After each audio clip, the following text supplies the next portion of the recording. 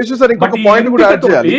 Bharatiya Janata party తోటి అగ్రవర్ణాలకు సంబంధించినటువంటి రాష్ట్ర అధ్యక్ష పదవి ఎంపిక తోటి ఈ సందేశం బలహీన వర్గాల్లోకి రాష్ట్ర ప్రజల్లోకి వెళ్లిపోయింది. కాబట్టి రాబోయే రోజుల్లో భారతీయ జనతా పార్టీ పట్ల రాష్ట్రంలో ఉన్నటువంటి బలహీన వర్గాలు వైఖరి ఏంటనేది ఒక పెద్ద చర్చనీయాంశంగా మారింది.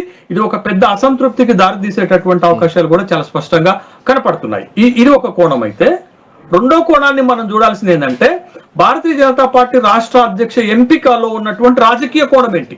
ఇప్పటి వరకు మనం ఒక సామాజిక కోణాన్ని చూస్తే, దానికి వచ్చేటటువంటి నష్టాన్ని చూస్తే, ఇవ్వనటువంటి అవకాశాన్ని చూస్తే, బట్ ఈ వెనకాల ఉన్నటువంటి ఈ రాజకీయ కోణం ఏంటి, ఈ ఎంపిక వెనకాల ఉన్నటువంటి రాజకీయ కోణం ఏంటి అనేది ఒక్కసారి కనుక మనం చూస్తే, ఈ సౌత్ మిషన్ సౌత్ అనేటటువంటి ఒక ప్రోగ్రామ్ లో భాగంగా ఎంతకీ భారతీయ జనతా పార్టీ సౌత్ పైన పట్టు చిక్కటం లేదు. ఎందుకు నేను ఈ మాట అంటున్నానంటే 129 లోక్సభ స్థానాలు సౌత్ లో ఉంటే భారతీయ జనతా పార్టీ గెలిచింది కేవలం 28 లోక్సభ స్థానాలను మాత్రమే. ఆ 28లో కూడా కర్ణాటకలో జేడీఎస్ తో పొత్తు పెట్టుకోకపోతే గెలవకపోను, తర్వాత ఆంధ్రప్రదేశ్ లో పొత్తు పెట్టుకోకపోతే టీడీపీతో గెలవకపోయేదే. ఒక్క తెలంగాణలోనే వాళ్ళు ఏ పొత్తు లేకుండా 8 లోక్సభ స్థానాలు గెలిచారు. అంటే 100 లోక్సభ స్థానాల్లో భారతీయ జనతా పార్టీకి పట్టు చిక్కటం లేదు. కాబట్టే వాళ్ళు ఏం చేస్తున్నారు, సౌత్ లో పొత్తులు లేకుండా ఏ రాష్ట్రంలో మనం మనుగడ సాగించలేమని వాళ్ళకి అర్థమైపోయింది. అందుకే కర్ణాటకలో జేడీఎస్ తోటి, తర్వాత తమిళనాడులో చిన్నా చితక పార్టీలతో పాటు ఏడీఎంకేతో పార్టీతో పొత్తు పెట్టుకోవటం, మీకు ఆంధ్రప్రదేశ్ లో అతిపెద్ద పార్టీలైనటువంటి మీకు తెలుగుదేశం పార్టీ తోటి, జనసేన తోటి పొత్తు పెట్టుకొని మనుగడ సాగిస్తూ లోక్సభ స్థానాలు గెలుస్తున్నటువంటి సందర్భాన్ని చూసాం. కాబట్టి ఇప్పుడు జరుగుతున్న పరిణామాలు ఏంటి, రాజకీయ పరిణామాలు ఏంటంటే, మీకు తమిళనాడులో 2026లో శాసనసభ ఎన్నికలు రాబోతున్నాయి. ఆ ఎన్నికలను ఎదుర్కోవటానికి భారతీయ జనతా పార్టీ ఏఐడిఎంకేతో పొత్తు పెట్టుకోవాలి.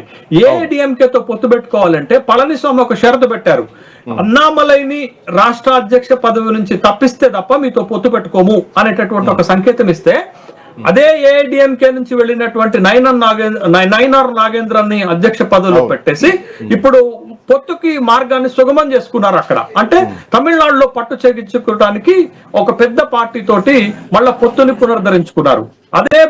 అదే కోణంలో, అదే వరవడిలో భాగంగా తెలంగాణలో కూడా భవిష్యత్తులో రాజకీయ పార్టీలతో పొత్తు పెట్టుకునేటటువంటి అవకాశం, ఒకవేళ పొత్తు పెట్టుకోకపోతే నిలబడలేనటువంటి అవకాశం. కాబట్టి భవిష్యత్తులో ఒకవేళ ఈటెల రాజేందర్ లాంటి వాళ్ళని, అరవింద్ లాంటి వాళ్ళని రాష్ట్ర అధ్యక్ష పదవికి ఎంపిక చేసుకుంటే ఇతర పార్టీలతోటి పొత్తు పెట్టుకునేటటువంటి అవకాశం ఉండదు అనేటటువంటి అభిప్రాయంతో సౌమ్యుడు, వివాదరహితుడు, లేకపోతే ఆ ఇతర పార్టీలలో ఉన్నటువంటి సామాజిక వర్గానికి చెందినటువంటి వాడు, ఇతర పార్టీలకి స్నేహభావం ఉన్నటువంటి వాడు, వాళ్ళతోటి వ్యవహారాన్ని నడపగలిగినటువంటి వాడు అనేటటువంటి ఉద్దేశంతో రామచంద్రరావు పార్టీ అధ్యక్ష పదవికి ఎంపిక చేసుకున్నట్లుగా రాజకీయ ఊహాగానాలు, రాజకీయ విశ్లేషణలు జరుగుతున్నాయి. కాబట్టి నమ్మకం కోల్పోతుంది భారతీయ జనతా పార్టీ తెలంగాణలో సాధ్యం కాకపోవచ్చు అనేటటువంటి ఒక అభిప్రాయంతో తమిళనాడు తరహాలో ఇక్కడ కూడా ఒక ప్రయోగం చేయడానికి వాళ్ళు వేసినటువంటి ఎత్తుగడ రామచంద్రరావుని ఎంపిక అనేటటువంటిది ఒక రాజకీయ, అంటే ఈ ఎంపికలో రాజకీయ కోణాన్ని గనక మనం చూస్తుంటే భవిష్యత్తులో జరగబోయేటటువంటి పొత్తులకి వాళ్ళకి ఇప్పుడు భారతీయ జనతా పార్టీకి టార్గెట్ ఏంటది, కాంగ్రెస్ ముక్త భారత్. అంటే కాంగ్రెస్ ని తెలంగాణలో ఓడిస్తే, తెలంగాణలో ఓడించడం ప్రథమ లక్ష్యం వాళ్ళకి.